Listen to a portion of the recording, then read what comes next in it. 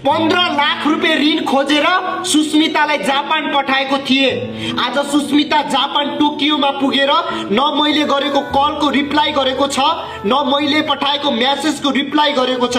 त्यो 15 लाख रुपियाँ मैले आफ्नो छिमेकी आफ्नो मान्छेसँग हात फैलाएर बल्ल बल्ल जुगाड गरेर सुस्मिता मेरो र हाम्रो छोराछोरीको भविष्य राम्रो होस् भनेर मैले सुस्मितालाई जापान पठाएको थिएँ। आज सुस्मिता तिमी के गरेको, किन यस्तो हरिबिजो गर्यो भन त?